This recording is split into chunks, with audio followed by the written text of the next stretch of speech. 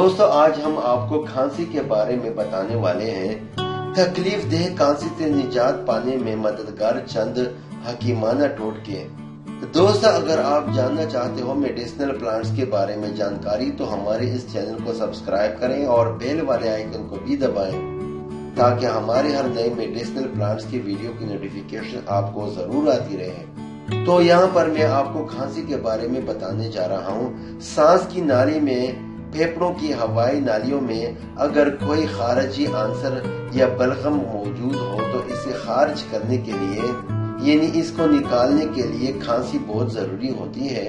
کھانسی دراصل بیماری نہیں بلکہ علامت ہے اور اس سے ظاہر ہوتا ہے کہ متعلقہ فرد نمونیا، فلو، وائرسز، خسرہ کے ابتدائی مرحلے، دمہ، کھالی کھانسی یا خراش یا انفیکشن کے باعث ناک اور سانس کی نالیوں سے بہنے والی ریزش کے مرض میں مبتلا ہے۔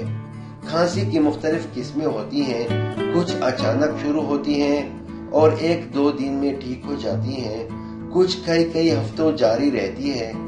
ایک بلغمی کھانسی ہوتی ہے جس میں بہت زیادہ بلغم اور ریزش خارج ہوتی ہے، جبکہ خشک کھانسی میں بلغم بہت کم یا بالکل بھی نہیں نکلتا۔ اس کی آواز بہت تکلیف دہ اور تیز ہوتی ہے۔ خشک کھانسی کا سبب انفیکشن یا نزلے کے سبب خارج ہونے والا مواد ہوتا ہے۔ فضا میں موجود کیمیکل سانس کی نالیوں میں کوئی خارج چیز یا گھبراہٹ ہو سکتی ہے جس میں گلا تنگ ہو جاتا ہے۔ بلغمی یا تر کھانسی اس وقت ہوتی ہے جب انفیکشن یا الرجی کے باعث پھیپھڑے کی نالیوں میں سوزش ہو جائے۔ رات کے وقت مسلسل کھانسی یا ہر بار نزلہ زکام کے ساتھ ہونے والی کھانسی جس سے پیچھا چھڑانا مشکل ہو جائے، ممکنہ طور پر دمہ ہو سکتا ہے۔ اب میں آپ کو حکیمانہ علاج بتانے جا رہا ہوں۔ نمبر 1، 4 بڑے چمچے کی مقدار دھنیا کے بیج ایک فرائنگ پین میں براؤن کر لیں، پھر اسے 4 کپ پانی میں ادرک کے 4 کٹے ہوئے ٹکڑوں کے ساتھ اس وقت تک ابالیں کہ پانی 2 کپ رہ جائے۔ اس کے بعد اسے چھان لیں اور وقفے سے پئیں۔ نمبر 2، شہد ملا کر لہسن کا شربت تیار کریں۔ اس کے پینے سے انفیکشن ختم ہونے کے علاوہ خون کی صفائی بھی ہو جائے گی۔ نمبر 3، شہد میں لیموں کا رس ملا کر پینے سے کھانسی کم ہو جائے گی اور شفا یابی کی رفتار تیز ہو جائے گی۔ نمبر 4، رائی یا سرسوں کے بیج کے صفوف میں تھوڑا سا پانی ملا کر لیپ تیار کریں اور اسے سینے پر لگائیں، کھانسی میں آرام ملے گا۔ اس طرح پیاز کو بھون کر اس کی لیپ بنائیں اور اسے نیم گرم کر کے سینے پر لگائیں یا پیاز کی یخنی بنا کر بھیئیں تو بلغم خارج ہو جائے گا اور جکڑا ہوا سینہ ڈھیلا ہو جائے گا۔ نمبر 5، سادی چائے میں پودینہ کے پتوں کو جوش دے کر پینے سے بھی کھانسی میں فائدہ ہو جاتا ہے۔